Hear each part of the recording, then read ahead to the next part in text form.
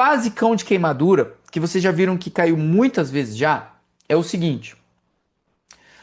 É trauma, né? É trauma. Então, é entender o centro da questão de prova de vocês.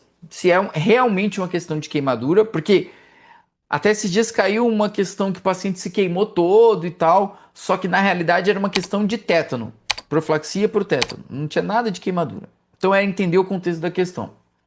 Então aqui, a primeira coisa que vocês vão se atentar é o seguinte: se é queimadura, é trauma. E se é trauma, ainda é, agora na 11ª edição, o X-ABCDE, ou ainda é o ABCDE, tá? Então descartamos sangramentos, né, visíveis, exsanguinantes, partimos para o ABCDE. Em termos de queimadura, a letra A já caiu muitas vezes em questões de queimadura. Porque a banca quer avaliar de vocês se vocês sabem as indicações para intubação orotraqueal precoce numa questão de queimadura. Então, às vezes, vem escrito para vocês que o paciente está falando, está gemente, está um pouco agitado. E o que eu queria falar para vocês? Que essa característica de agitação, tomem muito cuidado com ela. Não é só para questão de trauma. A agitação reflete insuficiência respiratória. É isso que eu quero falar para vocês. Independente da questão de prova, quando vocês lerem a palavra que o teu paciente está agitado, pode ser que ele esteja com falta de ar. Então, questões de crise asmática, já veio escrito agitação, de edema agudo de pulmão, já veio escrito agitação, de trauma, então, agitado várias vezes, e ninguém nem entende, o pessoal passa reto. Então, o que acontece com o termo agitado? Quer dizer o seguinte, se vocês estivessem se afogando, antes de tu se afogar de vez, você vai se debater de tudo que é jeito para tentar sobreviver.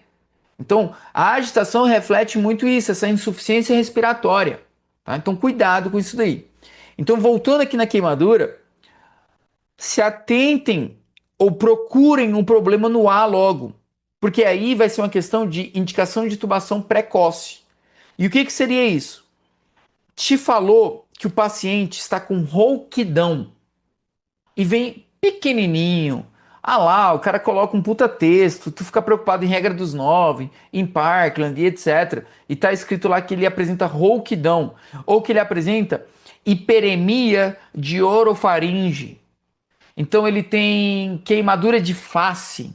Ele queimou, vejam, queimadura de face. Hiperemia de orofaringe indica queimadura no interior da boca. Além de rouquidão, por exemplo, ele está tossindo preto. Escarro carbonáceo. Escarro carbonáceo. Ele está muito agitado, por exemplo, a agitação entra aqui também. Deixa eu ver outro. Lembrei. Ele ficou trancado. Ele ficou trancado. Ele não se queimou. Às vezes ele nem se queimou. Ele só ficou trancado no local do incêndio por cerca de 40 minutos. Não queimou nada, 0% da superfície corporal queimada. Ele ficou trancado, respirou bastante fumaça e tá tossindo preto. Se atenta que a resposta vai ser entubar esse paciente, às vezes, tá? Então, tudo isso são medidas que a gente chama de intubação de proteção de via aérea. Por mais que ele esteja falando com vocês, que ele esteja bem agora, mas com essas características, seja queimadura de face, queimadura de orofaringe, escarro carbonáceo, por mais que ele esteja bem aqui por fora, eu não sei o quanto ele queimou por dentro, sabe? Então, causa um edema de glote nesse paciente, causa um edema de orofaringe e daqui a pouco ele não consegue mais respirar. E aí vai ser muito tarde para entubar. Então, todas essas medidas é justamente para prevenir esse problema. Porque, cara, depois não tem mais o que fazer, aí ferrou de vez, né? É uma abordagem muito mais dramática, vamos dizer assim. E aqui eu trago algo para vocês que é a fórmula de Parkland, né? Sem dúvida, eu sei que vocês já sabem, só que ela teve uma pequena mudança em relação à 11ª edição, né? Então vocês decoraram não a fórmula em si que mudou, mas a forma da reposição volêmica, né? Até coloquei para vocês no outro slide. Então o que vocês tinham? Vocês tinham que vocês iam fazer 2 ml do queimado normal, né? 2 ml pelo peso do paciente, pela área de superfície corporal queimada. Isso daí se mantém igual. E aí, como que vocês faziam? Vocês pegavam esse valor total e dividia metade nas primeiras 8 horas e a outra metade nas próximas 16 horas, certo? Então aí você já tem que levantar uma estrela, um asterisco, o que vocês quiserem, porque isso é atualização, isso é mudança, tá? Eu já vou até comentar com vocês o que mudou e o que atualizou. Deixei aqui, ó, númerozinho 11 da 11ª edição. Então, na realidade, isso já era preconizado, que, tanto é que eu sempre falei também isso, que na realidade, o valor de relevância não era quanto a gente vai fazer de volume, e sim quanto que eu tenho de diurese. Então o melhor padrão para saber se esse paciente está evoluindo bem é o quanto ele está urinando. Então eles descobriram, analisando, que é o seguinte, essa história de fazer nas primeiras 8 horas, depois nas próximas 16, eu tinha alguns problemas de hiperidratação, então eu encharcava muito o paciente sem necessidade, e também tinha um problema que eu hipoidratava ele. Eu lançava a mão de pouco líquido, porque eu não olhava o débito urinário dele. Eu ficava muito preocupado em fornecer líquido e não olhava o que estava saindo do paciente. Então, na realidade, porque essa aqui é a tabela que eu usava, essa aqui é a tabela da 10ª edição, essa aqui da 11ª. É a mesma tabela. Mas na realidade eu sempre destaquei para vocês isso aqui, ó. É esse campo aqui é essencial para vocês, ó. O débito urinário, sabe? É isso que a 11ª edição vem batendo bastante, tá? Quanto que eu tenho de débito urinário? E aí o que que eles mudaram? Vamos por partes aqui. Fórmula de Parkland, deixa ela quieta lá. Deixa ela quieta. 2 ml pelo peso, pela área de superfície corporal. Ok, ela se manteve. Só que aqui, o primeiro conceito é o seguinte. A gente vai fazer uma hidratação de forma imediata. Mesmo que eu não saiba quanto que ele queimou ainda, a gente só vai hidratar esse paciente. Corre 500 ml, olha lá, ó, 500 ml de ring lactato. 500 ml, a gente já faz para ele. Ah, mas depois vai descontar? Depois desconta, quando calcular. Mas imediatamente já deixa correr aí. Beleza, vamos para o que mudou. O que mudou nessa nova abordagem é o seguinte. Aquela história de metade nas primeiras 8 horas, metade nas 16 horas, esquece. Então, na realidade, ficou mais simples.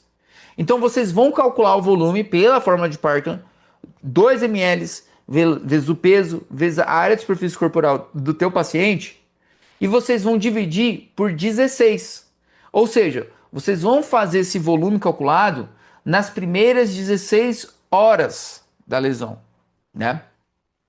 E o mais importante disso, dessas 16 horas, é avaliar o débito urinário deste paciente. Porque daí tu vai controlando se tu aumenta o fluxo deste volume ou diminui. Você vai controlando, tá? E vejam que eu falei 2 ml porque, vamos lá, estou falando de uma queimadura normal. Queimadura aqui, ó, no adulto, 2 ml de ringer lactato, como vocês estão vendo, perfeito, como o Parkland fala. Se vocês estiverem diante de uma criança, a fórmula muda para 3 ml. De novo, de ringer lactato, pelo peso, pela área de superfície corporal queimada. Lembrando que esse valor deve ser infundido nas próximas 16 horas e acabou, tá? Se for um paciente vítima de queimadura elétrica, independente da idade, 4 ml de ringer lactato, quilo peso, área de superfície corporal queimada, até diurese clara. Estão entendendo? Parkland se mantém, o que muda é o tempo, 16 horas. Isso é atualização. E para o débito urinário, vocês vão focar no mais de boaça. Ah, porra, é mais coisa para eu decorar, eu não dou conta de decorar. Veja só, vocês vão guardar assim, ó, meio, 1,5. Ou seja, vocês vão subindo de meio e meio. Então aquela queimadurinha lá de 2 ml, ou seja, a queimadura normal, né, a mais frequente, meio ml. A da criança, subir meio, 1 ml. A queimadura elétrica, subir mais meio, 1,5. Então ficou meio, 1,5, tá? Ou a diurese clara, no caso ali da queimadura elétrica. Então, para isso, sem dúvida, esse paciente tem que estar sondado, tá? Isso não mudou. Vejam que a 11ª edição traz a mesma tabela. É a mesma, são os mesmos valores, ó. Criança, 3 ml vezes de Ringer lactato, é porque tá em inglês, tá? Ringer lactato pelo peso, pela área de superfície corporal. O que mudou é isso aqui, ó, por 16, tá? O valor da diurese se mantém, veja que na queimadura elétrica também se mantém, tá? Então, importante da 11ª edição, a questão das horas, Eu fiz questão, para quem ficou na dúvida, eu coloquei um exemplo aqui, ó. Depois vocês podem ler com mais calma, tá? Uma historinha do cara que tem 100 quilos. Eu não vou ler para vocês, tá? Só para vocês entenderem como a gente faria. Este exemplo está no próprio ATLS. É um caso clínico que eles colocam lá para ajudar o médico a entender a atualização, tá? Não se preocupem com isso. Outra coisa, galera, o seguinte, sondagem vesical sem dúvida, porque o melhor parâmetro é o débito urinário. Então eu preciso sondar meu paciente, tá? A regra dos 9 se mantém igual, como sempre foi, tá? Isso aqui o Revalida gosta demais, que é a questão de não fazer antibiótico, não vai fazer antibiótico para esse paciente numa primeira abordagem, e a gente vai sempre verificar a situação da antitetânica desse paciente também. Inclusive que caiu, né, ano passado, era uma questão inteira de antitetânica e envolvia um paciente com 25% de área de superfície corporal queimada. Só queria saber do tétano. É a questão que só queria saber do tétano. Eu não falei também analgesia para dor do cara. Quase que eu esqueço. Eu posso lançar mão de analgésicos potentes, inclusive, que o paciente está muito queimado. Só que eu acho que eu deixei escrito em algum lugar aqui. Vocês precisam cobrir as áreas de lesão com gás estéreo, limpa, né? E seca. Não tem necessidade de ser úmida, porque senão eu esfrio, eu causo hipotermia. Eu não preciso ficar molhando o paciente com soro fisiológico. Então, o simples fato de cobrir a área queimada já alivia a dor do paciente. Isso também é extremamente importante, aliviar a dor desse paciente. Então, eu cubro a lesão com uma gase, com uma não, né? Com gases estéreis, secas, inclusive. Nessa mesma gase, eu posso passar uma pomada chamada de sulfadiazina de prata. Ela ajuda também no paciente queimado, tá? Mas não tem necessidade de, como que eu falaria, fazer curativo compressivo, enrolar o paciente, fazer com gase molhada, úmida. Isso vai deixar ele mais gelado, vai fazer com que ele perca calor, né? A hidratação, lembrando sempre com Ringer lactato aquecido, não se esqueçam, aquecido. É uma mini revisãozinha do final, né? Posso lançar a mão talvez de uma sondagem nasogástrica também descompressiva, mas principalmente a vesical. Verifica a situação para o tétano desse paciente. Não faz antibiótico de rotina para ele, não esqueçam disso. Não é para fazer antibiótico, nada de ceftriaxona, nada dessas loucuras, tá?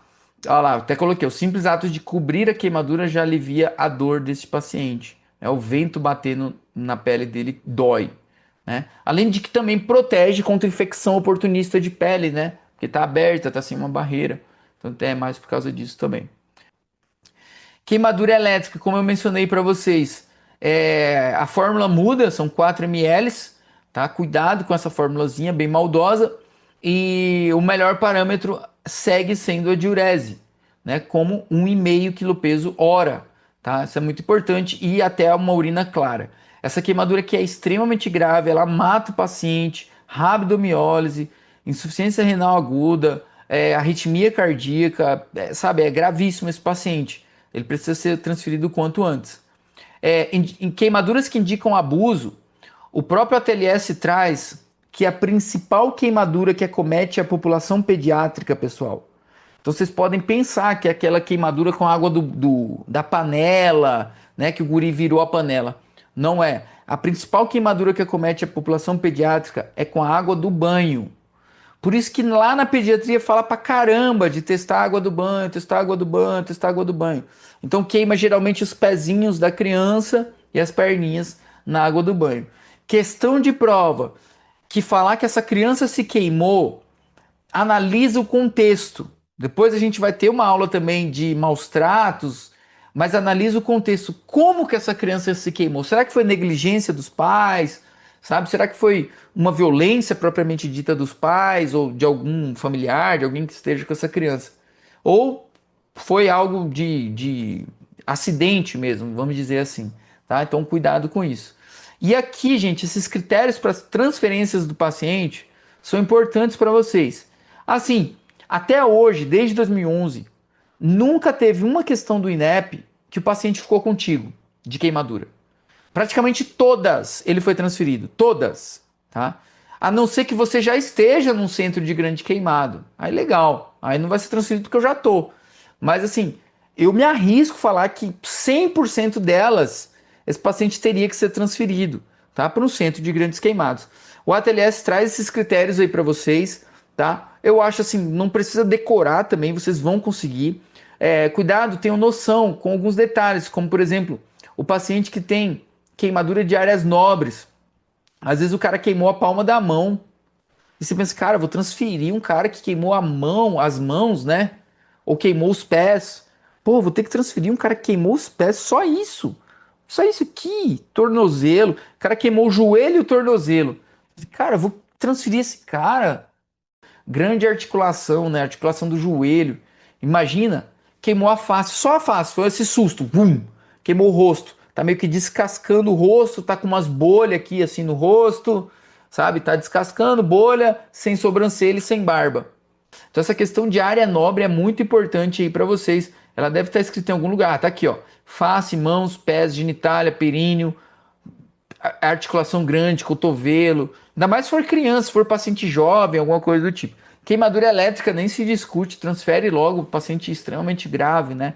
Bom, não precisa a gente debater todos os critérios, vocês vão pegar, tá?